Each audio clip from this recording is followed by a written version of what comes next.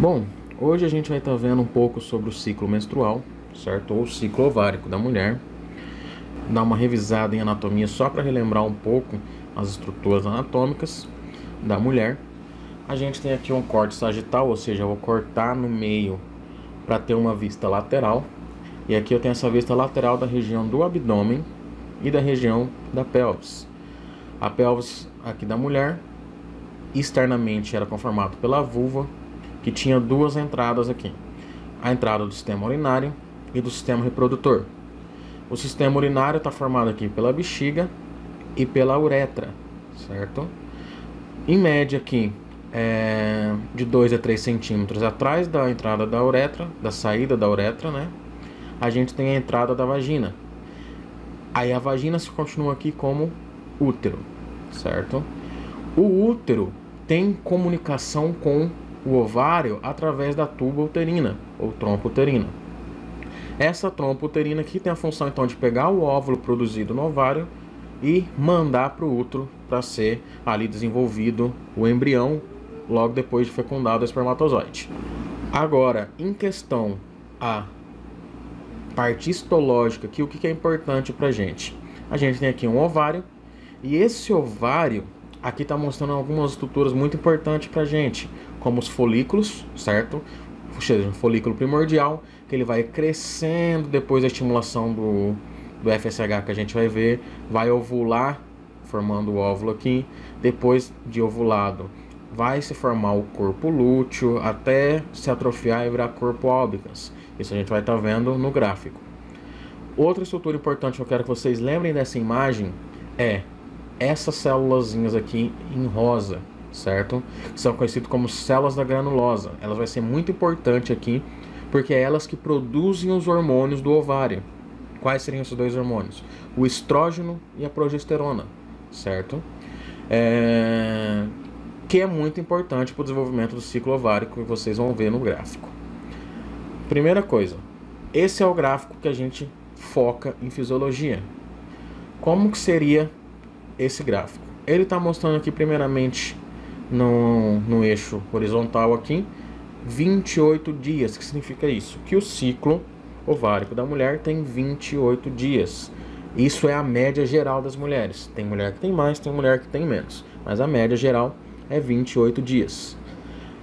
E desses 28 dias, a gente vai dividir em duas fases novamente. Que seria aqui no meio, ó. Que seria uma fase de 14, dos primeiros 14 dias, que é conhecido como fase folicular, porque é onde o folículo vai fazer com que eu cresça o óvulo lá dentro, certo? Esse ovócito, ele tem que crescer, tem que se madurar para ser fecundado.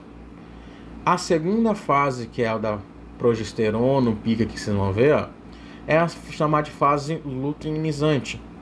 O que seria isso? É uma fase para preparar o útero para receber esse óvulo fecundado, entendeu? Então, resumidamente, os 14 primeiros dias é para preparar o óvulo, os 14 últimos dias é para preparar o útero, certo? Então tá. Começou aqui o primeiro dia de sangramento. A gente tem o início desse ciclo menstrual, certo? Esse sangramento, em média, ali vai durar de 4 a 5 dias. Esses 4 a 5 dias é conhecido como a menstruação, certo? Então, logo após a menstruação, a gente tem o começo aqui da preparação dos folículos, certo? Como que eu vou preparar esse folículo? Vai vir um estímulo lá da hipófise, que é a glândula que a gente tem aqui no nosso encéfalo, certo? Logo abaixo do cérebro. É uma glândula do sistema neuroendócrino, ou seja, está ligando ali o sistema nervoso ao sistema endócrino. Ele vai liberar um hormônio chamado de FSH, certo? Ou seja, hormônio folículo estimulante.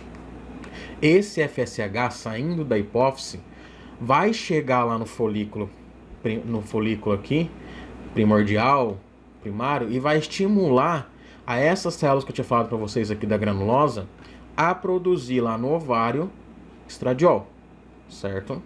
Então o FSH vem lá da hipófise, chega até o ovário da mulher e faz com que esse ovário comece a produzir estradiol. Qual que vai ser a importância desse estradiol? Ele vai fazer esse folículo aqui e crescendo. Então esse folículo vai crescendo por causa do estradiol. O estradiol lembra que é o principal estrógeno. Então vou falar estrógeno que é mais familiar para vocês.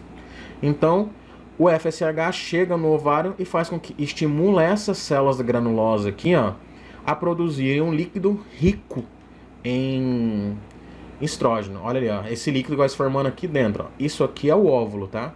O óvulo, ele está separado dessas outras células da granulosa, dessa estrutura do antro. Isso tudo vocês veem em histologia e embriologia.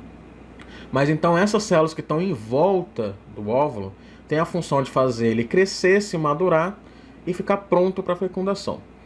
Como nesses primeiros 14 dias? Através da produção do estradiol, do estrógeno, certo? Então esses primeiros 14 dias a função foi crescer esse óvulo. Porém, esse óvulo ele precisa ser liberado. Lembra, ele vai crescendo, ele começa aqui, né, o primordial, vai crescendo, crescendo, crescendo e chega o momento dele ser liberado. Para ele ser liberado, eu preciso que ocorra ali, ó, um pico desse hormônio em azul lá da hipófise. Que hormônio seria esse? O LH, o hormônio luteinizante. Então, quando se libera o hormônio luteinizante, ele serve para fazer a preparação final desse folículo para ovular e vai fazer com que ocorra a liberação do óvulo, ocorra a ovulação. Então isso ocorre ali no 14º dia. Então ali, se vocês olharem essa imagenzinha aqui, ó, o óvulo aqui dentro do folículo, ele vai ser liberado desse folículo, somente o óvulo, no 14º dia. Por quê? Pela produção do LH na hipófise, que vai estimular essa liberação, certo? Só que a partir do momento que esse óvulo é liberado, esses folículos que estavam aqui, ó, essas células que estavam dentro do folículo, vai formar uma estrutura chamada de corpo lúteo, ou seja, um corpo amarelo. Que esse corpo lúteo aqui, essas células vão continuar produzindo um hormônio importante para a próxima fase, que era a segunda fase, que é chamada de fase luteinizante. Por quê? Porque quem fazia essa produção era o corpo lúteo. Então aqui, no 14º dia para frente, que é a fase luteinizante, que eu falei que é para a gente preparar o útero para fecundação. Que hormônio vai estar em pico sendo produzido? A progesterona. Quem que vai estar produzindo essa progesterona? Vai ser o corpo lúteo, certo? Essa progesterona sendo produzida aqui em grande quantidade pelo corpo lúteo do ovário vai fazer com que eu prepare o útero para a fecundação, certo? Se fecundar, ou seja, se tiver o espermatozoide entrando no útero, na trompa e fecundando esse óvulo, eu vou continuar produzindo progesterona, porque ele serve para manter a parede do útero preparada para desenvolver o feto. Porém, se não fecundar, o que vai acontecer? Essa progesterona vai baixar o seu nível e, consequentemente, vai parar de proteger o útero. O que acontece com a parede do útero quando cai a progesterona? Descama, certo? Então, você pode ver aqui, ó, que a hora que está baixando a quantidade de progesterona, vai diminuindo essa força da parede uterina, e a hora que chega aqui no 28º dia, que é o último dia, que essa progesterona caiu, descama tudo novamente. E a hora que descama, o que acontece? Sangra. Ou seja, começa ali, ó, um próximo ciclo. Ou seja, porque a partir do primeiro sangramento é o próximo ciclo menstrual. Então, o estrógeno sendo produzido aqui foi importante para o crescimento do folículo, e a progesterona aqui sendo produzida foi importante para o desenvolvimento da parede uterina. Outros detalhezinhos importantes aqui para vocês lembrarem.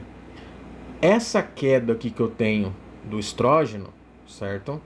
Tanto aqui quanto aqui, e principalmente aqui, ó, no 20º dia, você pode ver, a partir do 20º dia ele começa a cair, ó, 22º. Essa queda do estrógeno é o que causa os sintomas emocionais da TPM, certo? Esses sintomas emocionais, então, é causado por essa queda do estrógeno. Porém, tem sintomas físicos também que as mulheres sentem durante a TPM, a tensão pré-menstrual. Por quê? É o período de tensão que a gente tem durante esses dias aqui que vão anteceder o 28º dia, porque a partir do 28º dia começa a menstruação. Então esse período de TPM aqui, essa queda do estrógeno causa os sintomas emocionais, certo? Enquanto o aumento da progesterona que teve aqui, ó, esse aumento da progesterona vai causar sintomas físicos dessa TPM, entendeu? Então primeiro os sintomas físicos, logo depois os sintomas emocionais. Então esse seria, de forma básica, o ciclo menstrual.